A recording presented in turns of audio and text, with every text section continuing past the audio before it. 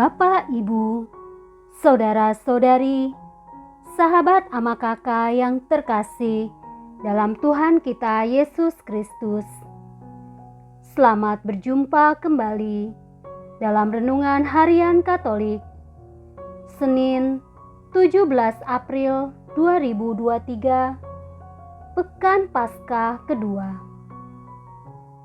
Bacaan dan renungan hari ini diambil dari Injil Yohanes bab 3 ayat 1 sampai dengan 8. Marilah kita hening sejenak untuk mendengarkan dan merenungkan firman Tuhan. Semoga Tuhan beserta kita sekarang dan selama-lamanya. Inilah Injil Tuhan kita Yesus Kristus menurut Yohanes. Dimuliakanlah nama Tuhan. Adalah seorang Farisi yang bernama Nikodemus.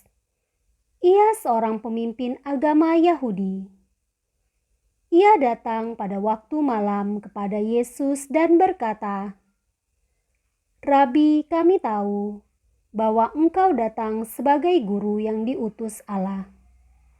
Sebab tidak ada seorang pun yang dapat mengadakan tanda-tanda yang Engkau adakan itu, jika Allah tidak menyertainya." Yesus menjawab katanya, "Aku berkata kepadamu, sesungguhnya jika seorang tidak dilahirkan kembali, ia tidak dapat melihat kerajaan Allah." Kata Nikodemus kepadanya, "Bagaimanakah mungkin seorang dilahirkan kalau ia sudah tua? Dapatkah ia masuk kembali ke dalam rahim ibunya dan dilahirkan lagi?" Jawab Yesus, "Aku berkata kepadamu, sesungguhnya jika seorang tidak dilahirkan dari air dan roh, ia tidak dapat masuk ke dalam kerajaan Allah.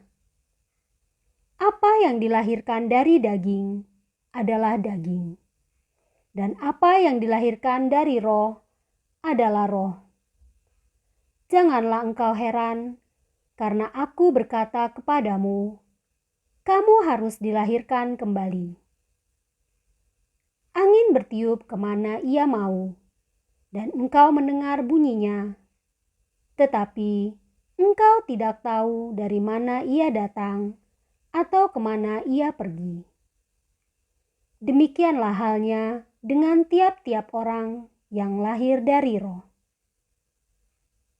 Demikianlah sabda Tuhan. Terpujilah Kristus. Bapak, Ibu, saudara-saudari, sahabat ama kakak yang terkasih. Nikodemus adalah seorang Yahudi. Ia dikenal sebagai orang kaya yang patuh pada hukum Taurat. Ia menemui Yesus pada malam hari, mungkin sebab ia takut dilihat orang.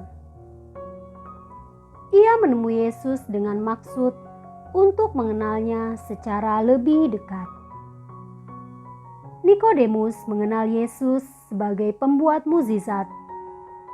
Namun, Yesus menarik Nikodemus dalam sebuah lingkaran yang tidak hanya membuatnya mengenal Yesus sebagai rabi dan utusan Allah, tetapi juga mengimani Yesus sebagai putra Allah.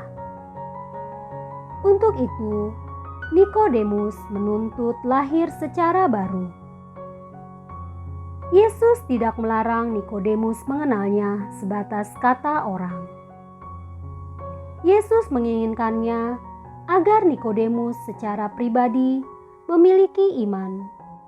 Dilahirkan kembali berarti sebuah langkah maju dari sikap melihat, mendengar, dan beriman kepada Yesus.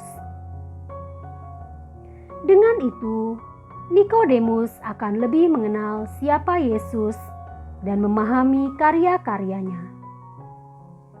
Melalui jalan itu pula, Nikodemus dapat melihat kehadiran kerajaan Allah.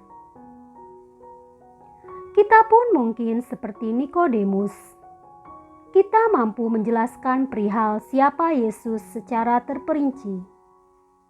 Namun, apa yang kita ketahui seringkali hanya lahir dari buku-buku yang dibaca atau dari pengajaran para ahli kitab dan teolog. Kita belum mengalami perjumpaan pribadi dengannya dan mengenal Yesus secara pribadi. Kita menuntut banyak hal dari Yesus, terutama tanda, bahkan mukjizat dalam setiap pergumulan. Kita perlu dilahirkan kembali dalam situasi apapun. Kita perlu percaya secara sungguh-sungguh. Bahkan dalam pergumulan hidup sekalipun, mungkin di sana kita pun bisa melihat dan mengalaminya sebaik Tuhan. Bapak, Ibu, saudara-saudari, sahabat ama kakak yang terkasih, Nikodemus, seorang rabi dari kaum Farisi yang terhormat dalam mahkamah agama Yahudi, malam-malam mengunjungi Yesus untuk berbicara dan berdiskusi tentang ajaran Taurat. Inti diskusi mereka, bagaimana orang menjadi benar di hadapan Allah dan masuk kerajaan Allah. Yesus menjawab, jika seorang tidak dilahirkan kembali, ia tidak dapat melihat kerajaan Allah. Kelahiran kembali yang dibicarakan Yesus bukanlah kelahiran fisik, melainkan kelahiran spiritual yang sama sekali baru dan radikal, berasal dari atas, yaitu dari Allah sendiri. Kelahiran baru ini adalah syarat mutlak untuk masuk ke dalam kerajaan Allah. Lahir kembali secara spiritual tidaklah mudah. Banyak orang yang ingin hidupnya berubah, namun kesulitan untuk mengubah dirinya sendiri. Yesus menjelaskan bahwa perubahan ini hanya dapat terjadi jika Roh Kudus hadir dan berkarya di dalamnya. Ini adalah kelahiran kembali dalam roh. Bagi Yesus, kelahiran spiritual ini mesti bermuara pada kehidupan baru sebagai anak-anak Allah yang terus hidup dalam relasi dengan Allah. Allah terus memperbarui seluruh umat-Nya dengan anugerah hidup baru dalam Roh Kudus. Apakah kita sudah menyadari anugerah Allah ini? Marilah kita berdoa. Tuhan Yesus Kristus, Engkau menganugerahkan hidup baru dalam Roh Kudus kepada kami. Perbaharuilah kami dengan Roh Kudus, agar semakin percaya pada sabda kehidupan-Mu. Amin.